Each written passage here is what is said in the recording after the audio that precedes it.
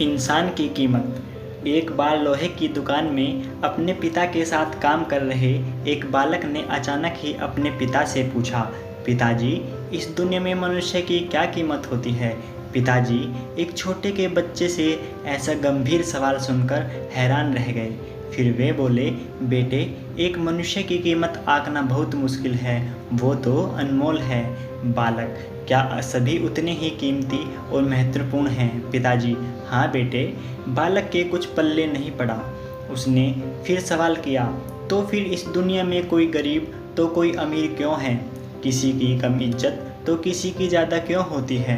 सवाल सुनकर पिताजी कुछ देर तक शांत रहे और फिर बालक से स्टोर रूम में पड़ा एक लोहे का रोड लाने को कहा। रोड लाते ही पिताजी ने पूछा, इसकी क्या कीमत होगी? बालक, लगभग 300 रुपये।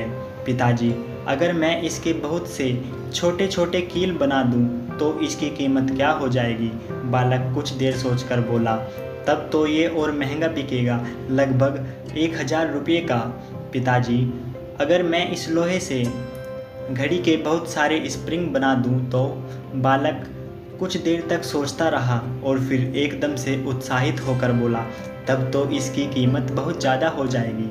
पिताजी ने उसे समझाते हुए बोला, ठीक इसी तरह मनुष्य की कीमत इसमें नहीं है कि अभी वो क्या है, बल्कि इसमें है कि वो अपने आप को क्या बना सकता है। बालक अपने पिता की बात समझ चुका था।